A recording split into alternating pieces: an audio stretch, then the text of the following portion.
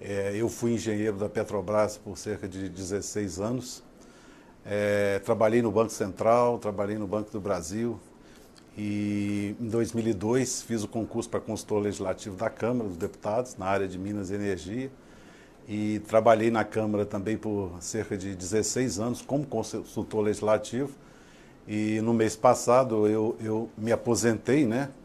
Mas continuo aqui militando, trabalhando, né? Tentando ajudar aí as pessoas na compreensão, né? Do que é esse tesouro que é o pré-sal, né? O pré-sal é uma grande descoberta, é a mais importante no mundo nas últimas décadas.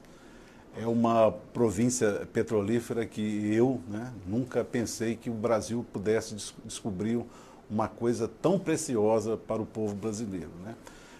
Para vocês terem uma ideia da importância do pré-sal e da produtividade do pré-sal, na minha época de Petrobras, eu trabalhei muito com os campos da Bacia de Campos, quando a gente tinha lá vazões, né, de poços de 7 mil barris por dia, era uma coisa astronômica, a gente achava um poço de altíssimo desempenho, né? No pré-sal a gente está com poços que ultrapassam os 40 mil barris por dia, né? Então, com isso, né, você tem um custo de extração muito baixo, porque um poço tem uma produção muito alta. Se antes a gente precisava de muitos poços para a gente completar a capacidade de processamento primário de um navio de produção, né, de navio de produção e processamento, que a gente chama de FPSO, hoje a gente precisa de 4 vezes menos poços. Então são muito menos poços, tanto para a produção quanto para a injeção, né? A gente normalmente também injeta água nos reservatórios, né? Num cenário desse, de poucos poços, baixo investimento, tanto na construção dos poços, como nos equipamentos submarinos, nas linhas submarinas, o custo de extração hoje no pré-sal é da ordem de $7 por barril. É um custo baixíssimo, né? A média internacional está acima dos $15 por barril. Agora é importante dizer também que o custo total de produção não é de apenas $7 por barril, né? Você tem custos de depreciação e amortização, custos gerais de venda, custos exploratórios, custos de pesquisa e desenvolvimento. Então, você somando todos os custos, no pré-sal a gente tem aí, né, um custo de cerca de R$20 por barril. Mas é um custo total de produção, né, de R$20 por barril, é um custo muito baixo, né? Hoje a gente está com petróleo aí na casa dos $78 por barril, então a gente tem uma diferença muito grande entre a receita, né, do petróleo, a receita bruta, que é da ordem aí de 70, 80 dólares por barril, e um custo de $20 por barril, né? Para fazer uma conta simples, né, a gente teria aqui uma diferença de, vamos imaginar, $80 por barril, o valor do barril produzido, e um custo de produção de $20 por barril, nós temos aí uma receita líquida de $60 por barril, né? Então é uma receita altíssima, né? Uma margem, assim, um potencial de geração de receitas para a União e também para o contratado muito grande, né? Normalmente também a gente tem uma parcela, que é a parcela de royalties, que varia aí no regime de concessão, ela é 10%, no regime de partilha é 15%, né? Mas mesmo a gente, né, vamos imaginar uma alíquota aí de 10%, a gente teria que somar 10% de 80, seria $8 por barril de royalties, a gente estaria aí também com um custo total, incluindo royalties, da ordem aí de R$30. Desculpa, $30 por barril. Então o custo, né, a receita líquida, incluindo a participação governamental dos royalties, seria o custo total, incluindo participação governamental, seria de $30. Para chegar lá aos $80 por barril, a gente teria aí $80 por barril, né? Então, explicar um pouco para vocês como é que funciona o regime de partilha de produção, né? O regime de partilha de produção tem essa parcela que a gente traduziu no Brasil como excedente em óleo. O excedente em óleo também admitiria outra tradução, que seria profit oil, que traduzindo profit oil seria óleo lucro. Então, óleo lucro e excedente em óleo, ou profit oil, é a mesma coisa. Isso aí quer dizer o seguinte, que o campo vai gerar um excedente em óleo, ou vai gerar um lucro líquido da ordem de $50 por barril.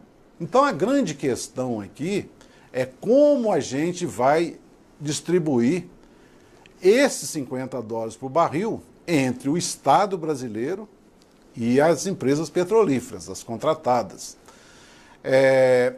Esse excedente em óleo, né, na maioria dos países, né, esse óleo lucro, a maior parte vai para o Estado nacional, que em última instância é quem é o dono do petróleo. Então, no Brasil, o petróleo é um bem da União.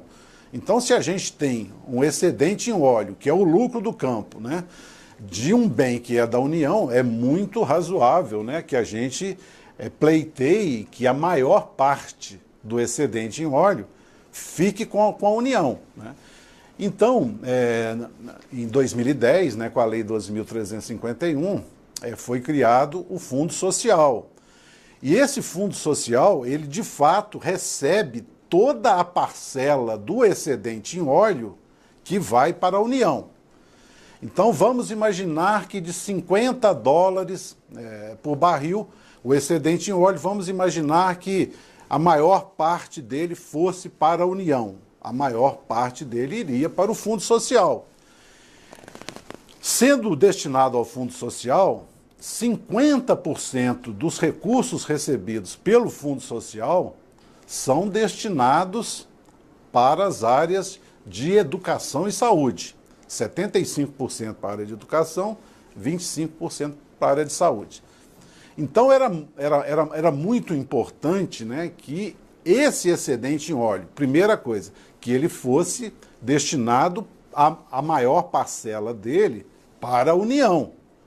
Então, se a gente imaginar que 50% do excedente em óleo vai para a União, de $50 por barril, $25 por barril seriam destinados à União. A metade disso, $12,5, iriam para as áreas de educação e saúde, a maior parte para a área de educação e saúde.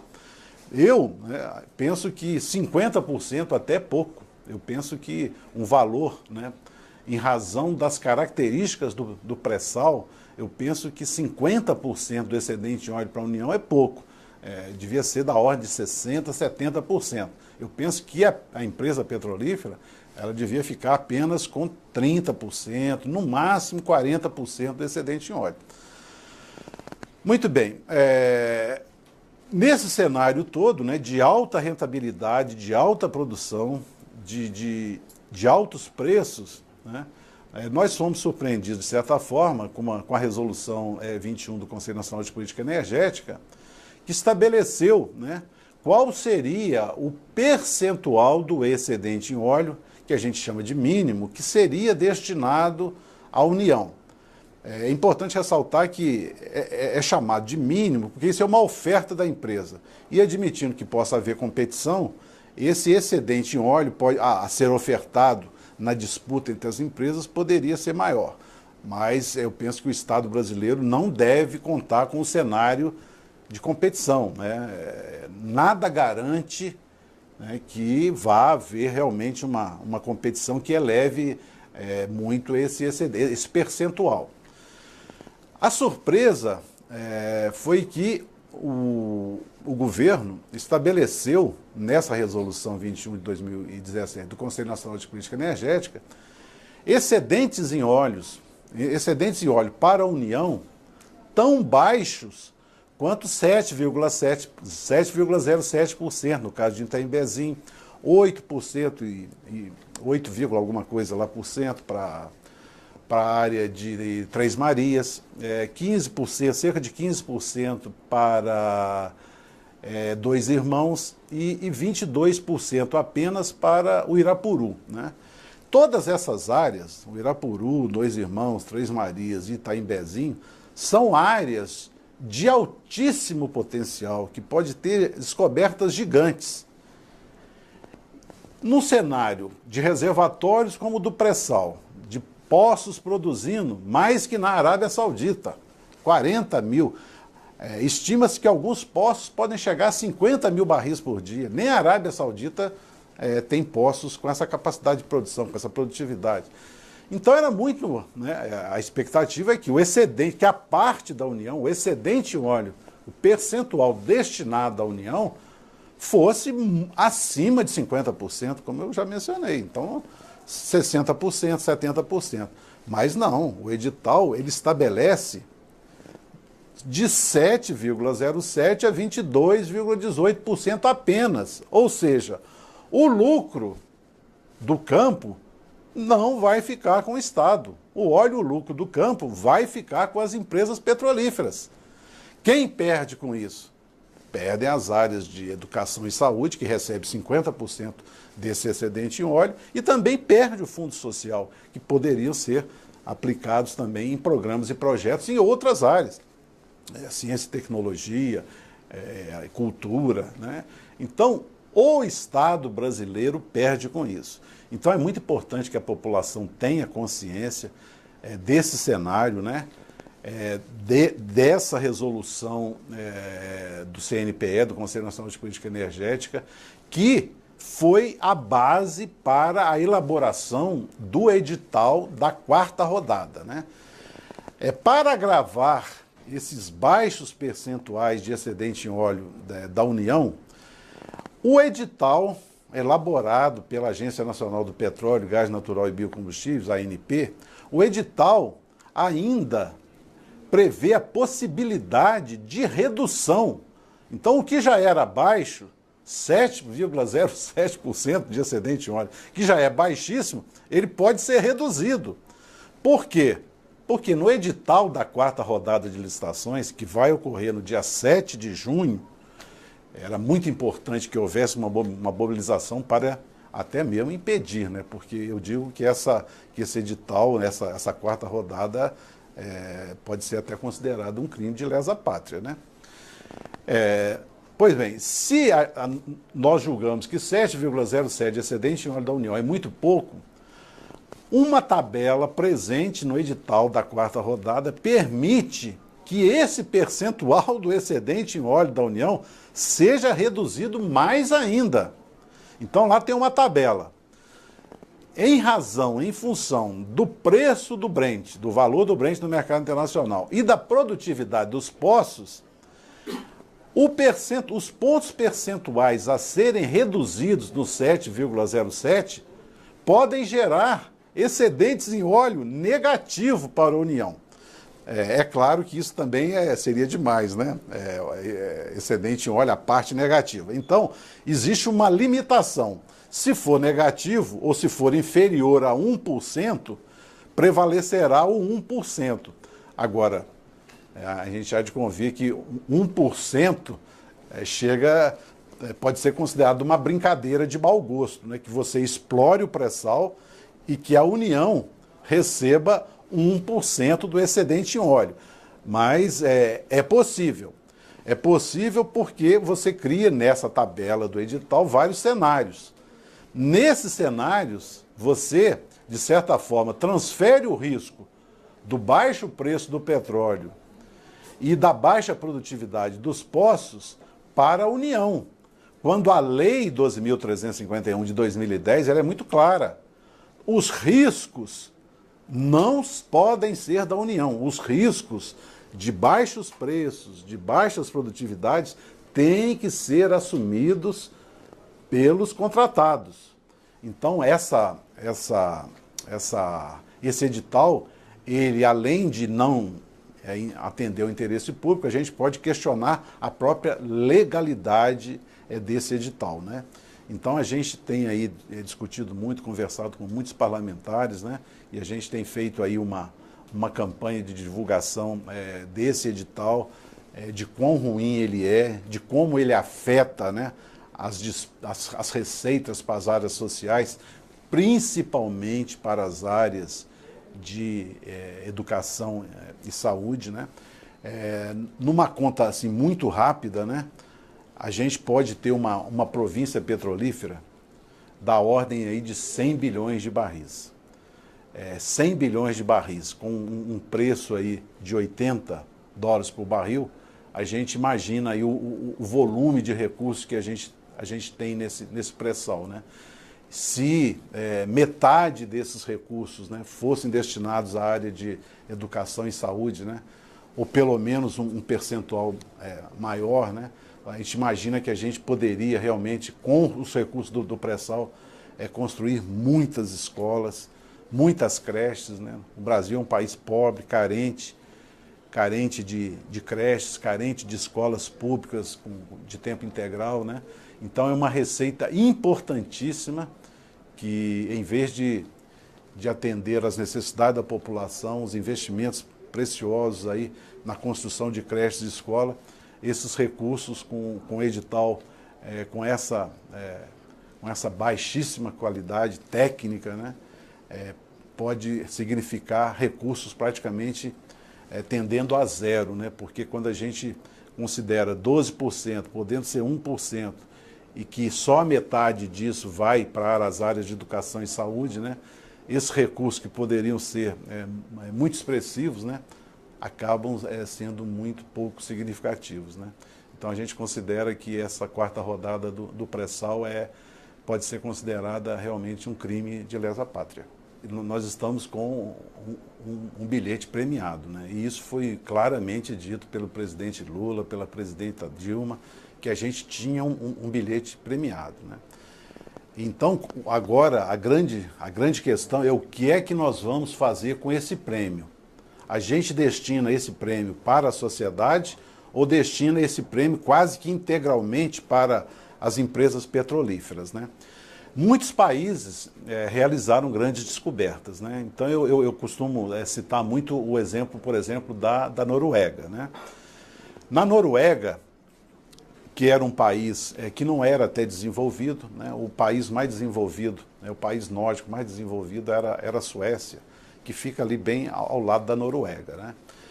A Suécia era um país desenvolvido e havia até uma brincadeira de que a Noruega, né, era um país aí de pescadores, né, porque tem o famoso bacalhau norueguês. Mas essa experiência, vamos dizer, no mar, né, dos noruegueses, né, permitiu a descoberta de reservas gigantescas na Noruega. Essas reservas, descobertas nas décadas de 60 e 70, fizeram com que a Noruega deixasse, então, de ser um país de pescadores para ser o país de mais elevado índice de desenvolvimento humano, que a gente chama de IDH. Então, hoje, a Noruega, em razão das receitas petrolíferas, ela é o país que tem o maior IDH, o maior índice de desenvolvimento humano, né? Mas não só a Noruega recebe grande parte da receita petrolífera, né? Essa receita petrolífera que a gente está falando aqui no Brasil, na ordem de 30% a 40% no global, né, deduzindo custos e royalties, né? Nós estamos aqui na faixa de 30% a 40%, na Noruega é de 80%, ou próximo de 80%, né? Então 80% da renda petrolífera da Noruega vai para o fundo norueguês, que é um fundo, na verdade, é um fundo soberano, que hoje já tem US$ 1 trilhão. E esse fundo, ele é investidor na área petrolífera. Então, na Noruega, o Estado é diretamente investidor. Na Noruega tem uma empresa pública que chama Petoro, que ela, a partir dos recursos do fundo norueguês, que é do Estado, que é da sociedade, essa empresa ela participa nos investimentos, né? E a gente há de convir que a Noruega é uma referência mundial, né? Não pode ser considerado um absurdo, então, que o Estado seja investidor, né? A Noruega, o Estado é investidor, né? Aqui no Brasil, eu defendi muito lá, nos anos de 2009, 2010, que também o Estado fosse investidor, né? Mas são muitos os países produtores e exportadores de petróleo, não é só a Noruega, né? Então eu disse que a Noruega ela fica com 80% da renda petrolífera, porque a Noruega, assim como o Brasil, ela adotou o modelo de contratação de empresas. Se você contrata uma empresa, que pode ser estatal ou privada, uma parte do lucro vai para a empresa, né? Mas vamos pegar o maior exportador de petróleo do mundo, que é a Arábia Saudita, né? A Arábia Saudita, ela fica com basicamente 100% da receita petrolífera. Por quê? Porque na Arábia Saudita existe um monopólio estatal do petróleo. À exceção de alguns pequenos campos no norte do país, todo o petróleo produzido na Arábia Saudita é produzido pela Saudi Aramco, que é uma empresa pública, sem ações em bolsa, que exerce o monopólio. Então, na Arábia Saudita, toda a renda petrolífera vai para o Estado, né? Agora, também é importante ressaltar uma certa diferença aí entre a Noruega e a Arábia Saudita, né? Que a Noruega é um país realmente mais democrático e existe uma gestão pública, né? A sociedade norueguesa, ela acompanha, né, os depósitos, as aplicações do fundo, porque o fundo da Noruega é considerado um patrimônio público. Na Arábia Saudita, a renda é altíssima, né? Mas a gente está diante de uma monarquia ainda, né? Então, o Estado apropria. Agora, a distribuição dos recursos petrolíferos na Arábia Saudita não ocorre como na Noruega, onde toda a população é beneficiada, né?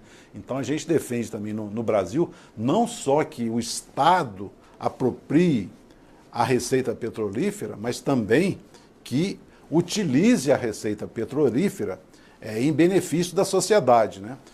Então, se a gente fizer uma comparação com o que os estados, a parcela que os estados apropriam da renda petrolífera, né?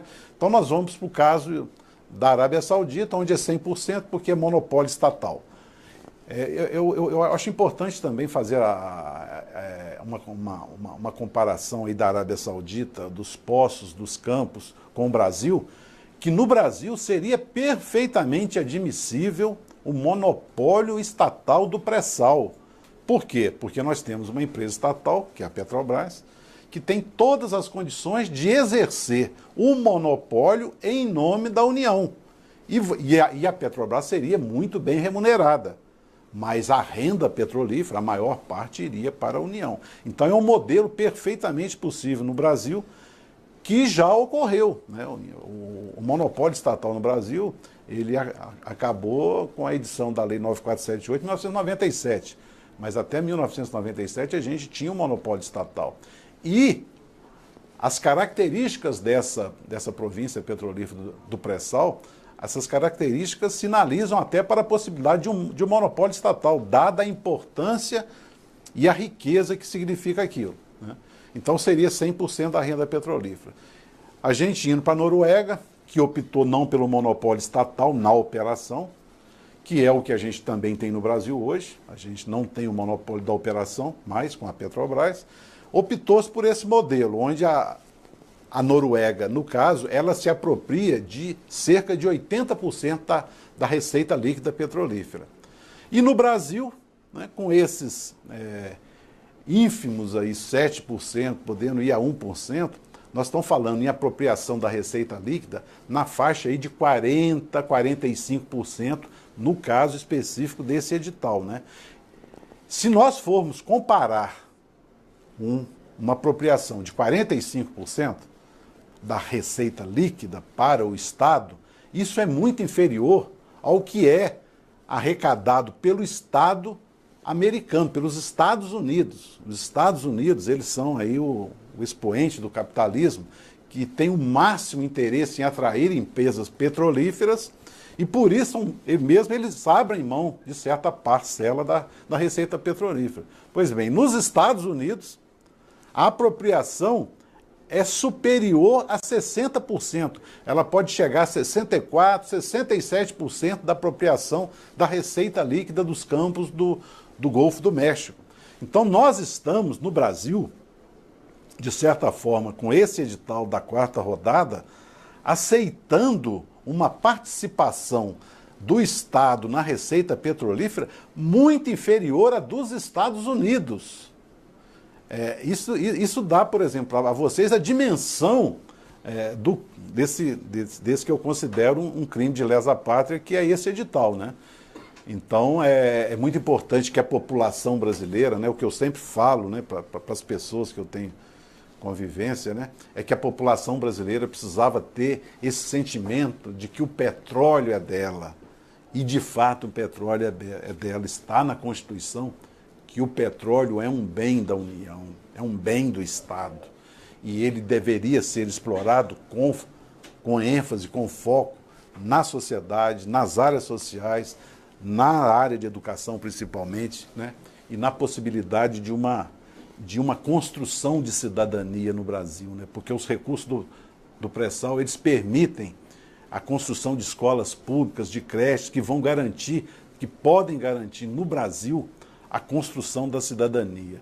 Mas um edital como esse, né, ele simplesmente elimina a possibilidade da construção da cidadania em razão desses baixíssimos excedentes em óleo que serão destinados para a União. A doença holandesa, né, é quando um país ele começa a ter uma entrada muito significativa de dólares, né, por exportação, principalmente de matérias-primas, né, e esse dólar que entra no país faz com que o real, né, fique muito apreciado.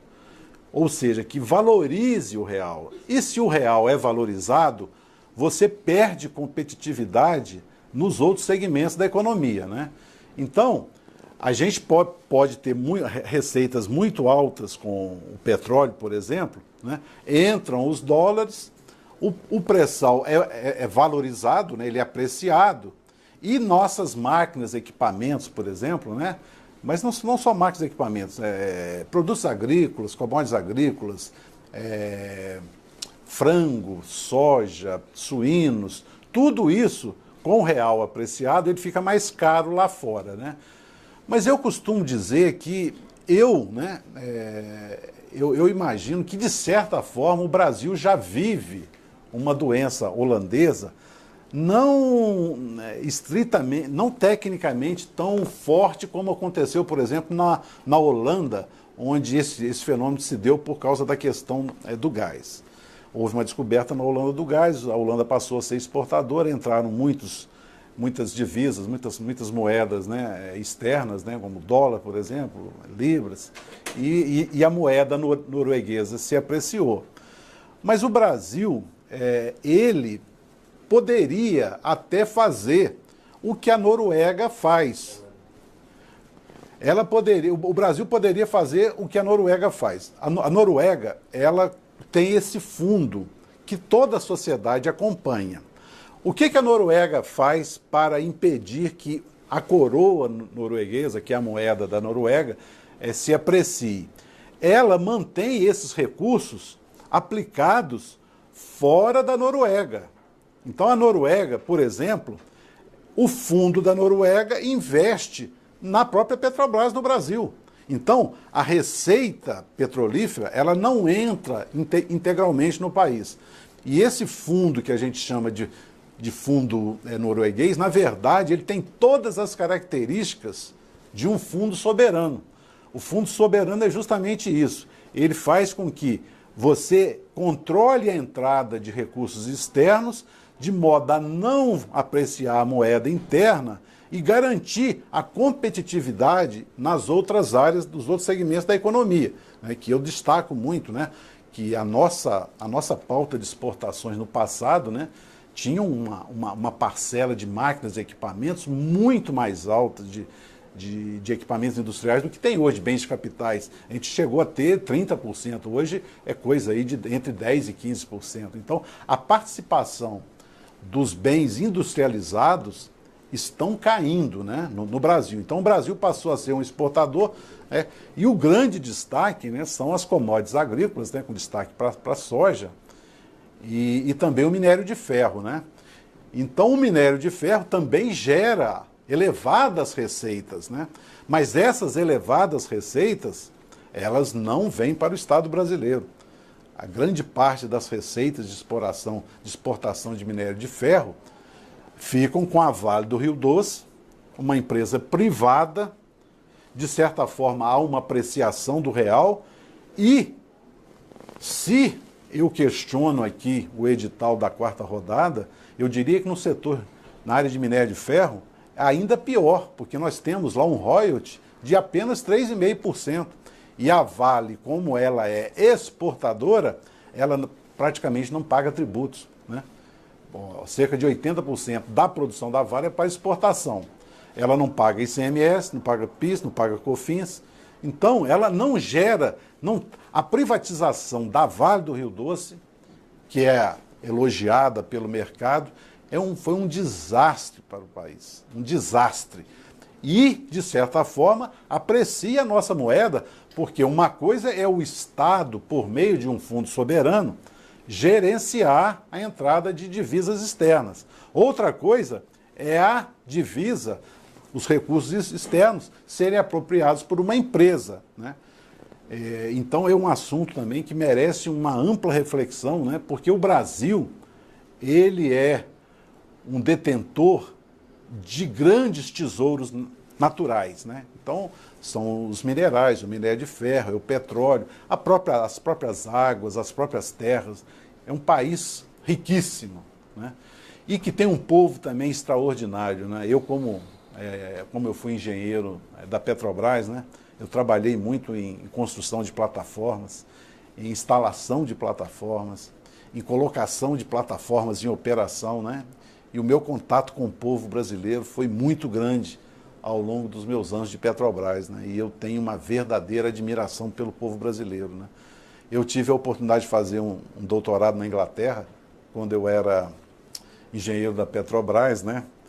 E chegando à Inglaterra, né, eu fui planejar os meus experimentos, né? Que a minha parte tinha minha tese tinha uma parcela que era de modelagem teórica e outra parte era de simulação física. Era de construção de um laboratório, né? Aí na conversa lá na universidade, né, eles falaram, ó, isso aqui a gente vai gastar aí de 1 ano a 1 ano e meio para construir esse aparato experimental, né? É claro que eu não falei lá para o meu orientador na Inglaterra, mas eu pensei comigo, né? Eu com o Ailton, né, que era uma pessoa que trabalhava comigo lá, que era maçariqueiro, montador e soldador, com o apoio do pessoal lá do CENPES, né? O CENPES é o Centro de Pesquisa da Petrobras, onde eu trabalhei por muitos anos, né? Eu com a Ailton e a equipe lá do pessoal lá, da manutenção, da instrumentação, com 3 meses a gente faz isso aqui brincando, né? Lá na Inglaterra eu demorei quase 1 ano e meio para construir o aparato experimental. Aí eu tive assim, aí eu senti quão grande é o povo brasileiro, né? O povo brasileiro é grande, é trabalhador, é extraordinário, né? O país é grande, é extraordinário, com todos esses recursos que nós temos, né?